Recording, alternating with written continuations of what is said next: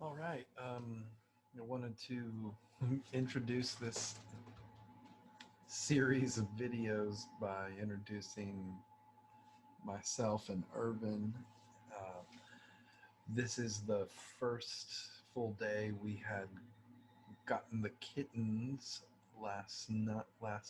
yesterday morning, and it took about less than 5 hours before there was this accidental exposure of the kittens to our full grown elderly, not quite elderly, but certainly advanced adult cat. Uh, he kind of we kind of lulled us into a false sense of security. He was in that room with them. He kind of sneaked by us, and uh, we paused for a beat because it just seemed like he was sniffing around. But as soon as he saw the kittens, he immediately just pounced, just attacked. And it was pretty traumatizing for everybody involved. And so we had them originally in room upstairs where it was a little bit more of a challenge to kind of keep them separated. And so we eventually moved them downstairs in order to uh, provide an environment where we can actually have a type of airlock, essentially a cat lock, so that we can close a door, go into a room where there's another door closed before you can access the room where the cats are, where the kittens are. And that way, if Irvin decides he's going to jump into that room, then we don't. It's not immediate. Like we can shuffle them out before we exchange the doors in the cat lock, like an airlock. This is the original room that we had the kittens in.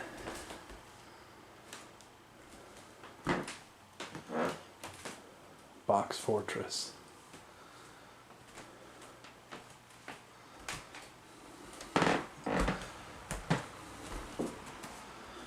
But when we had the door closed, the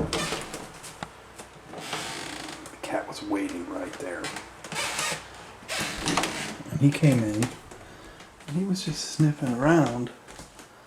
But as soon as he saw cats on that bed, he went for them. Fast as lightning. So what we decided to do was move them down here. And so we created a situation where there's like an airlock. My wife calls it the cat lock.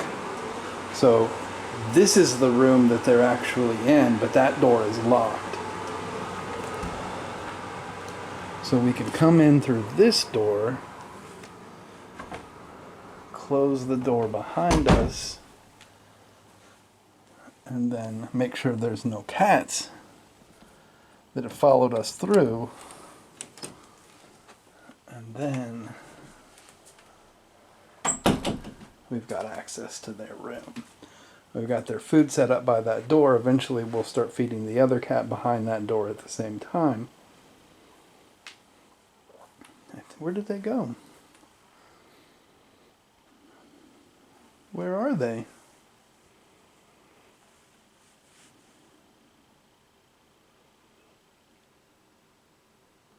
Did you guys disappear?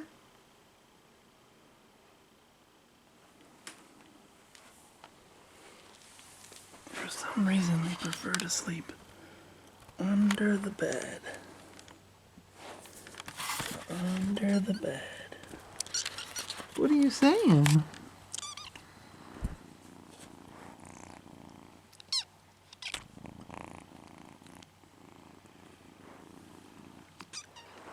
Yeah, you're a little squeaker. That's Roux, the squeaker. Here comes Berdie. She doesn't say much.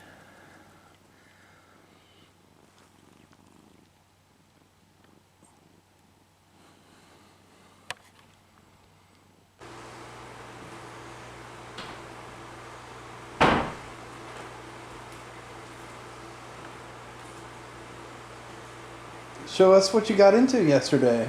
There you are, Mr. Gim.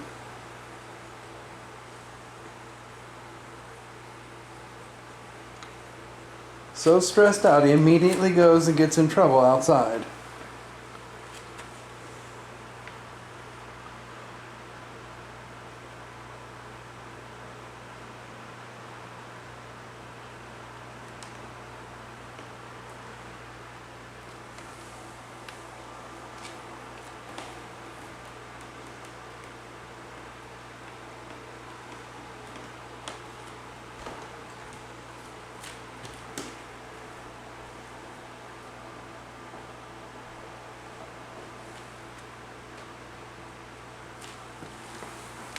You doing okay?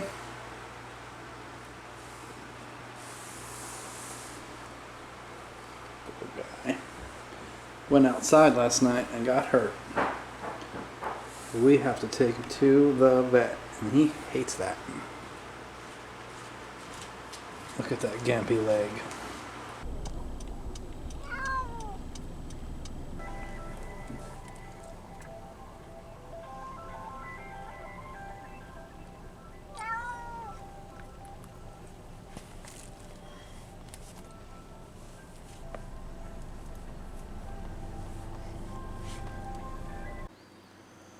So Irvin came back from the vet with a shaved leg. He's doing much better today. He spent all night being really high, walking around the house.